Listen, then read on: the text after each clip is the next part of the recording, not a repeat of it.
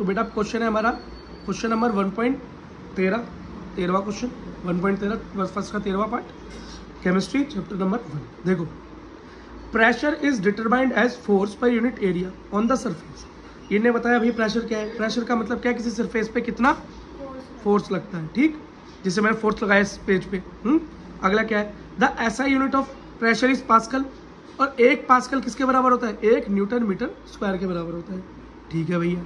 अगला देखो, if mass of air, तो स्टैंडर्ड मास दिया हुआ है एयर का, क्योंकि बेटा एयर जो है हमारे ऊपर वेट डालती है, प्रेशर होता है हमारे ऊपर, है ना, जिसे एटमॉस्फेरिक प्रेशर बोलते हैं। वो कितना दिखा रखा है, कितना ग्राम, 0.1034 ग्राम सेंटीमीटर स्क्वायर। मतलब सेंटीमीटर स्क्वायर पे इतना ग्राम वेट है, मास है, इतना मास है। प्रेशर कैलकुलेट करो, क्या करो, प्रेशर कैलकुलेट करो। प्रेशर का फॉर्मूला कहता है फोर्स पर यूनिट एरिया। तो प्रेशर ऑफ एयर निकालना है, प्रेशर ऑफ एयर निकालना है। तो बेटा प्रेशर ऑफ एयर निकालने के लिए मास पर यूनिट एरिया होगा। तो बेटा यहाँ पर मास की जगह पर वेट कंसीडर करेंगे। तुम बोलोगे भैया मास की जगह पर वेट कंसीडर क्यों करेंगे, क्योंकि बेटा यहाँ पर हम बात कर रहे हैं धरती की। किसकी, धरती की। मंगल ग्रह या ऊपर नहीं पूछ रहा, क्योंकि हवा कहाँ पर है, सिर्फ धरती पर है।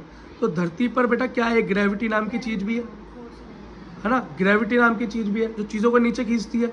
तो बेटा वो एयर को भी नीचे की तरफ खींचती है, इसका मतलब वो हर चीज को खींचती है। तो बेटा एयर को भी नीचे खींचती है ना बेटा, क्योंकि एयर इन दी एंड है क्या, मिक्सचर ऑफ गैसेस। तो वो गैसेस को नीचे खींचती है। हर गैस के मॉलिक्यूल का वेट होता है ना भाई, तो गैसेस को भी नीचे खींचती है। तो बेटा याद रखना, जो मास होता है, वो जो वेट होता है, वो दोनों चीजें बेटा इक्वली होती हैं अर्थ पे। अगर ग्रेविटी, क्योंकि ग्रेविटी जब जुड़ जाती है मास के साथ तो उसे वेट बना देती है वो, है ना।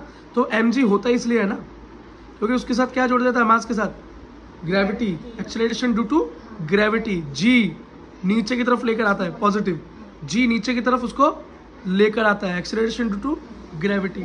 इसलिए बेटा यहाँ पर हम उसके वेट कंसीडर करते हैं धरती पर। ठीक है। अच्छा, वेट पर यूनिट एरिया ऑफ एयर कैसे निकलेगा, तो क्या गिवन था भाई, हाँ, तो कैसे निकलेंगे, m इंटू जी। और m कितना गिवन है, मेरा मास कितना गिवन है भाई, हाँ, जितना गिवन है, और ग्रेविटी 9.1 गिवन है। ठीक है बेटा, इतनी बात समझ में आ गई, कोई दिक्कत, कोई दिक्कत नहीं है। अब बेटा लेकिन इसको स्टैंडर्ड यूनिट में चेंज करने के लिए मुझे क्या करना पड़ेगा, किलोग्राम में चेंज करना पड़ेगा। क्यों, क्योंकि बेटा वेट की स्टैंडर्ड यूनिट क्या है, केजी। क्या, केजी।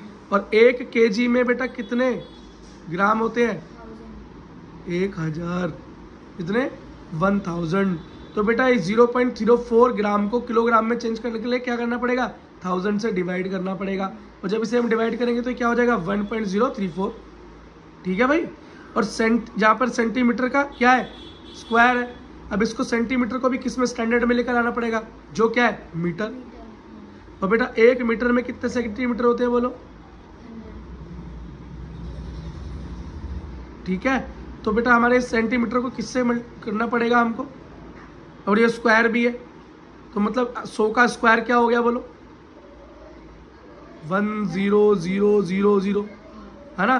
तो बेटा मतलब 1 2 3 4 4 0, कितना, 4 0। तो बेटा क्या हो जाएगा, मेरा 1 है तो ये मेरा हो जाएगा 10 to the power -4, 10 to the power -4 metre हो गया।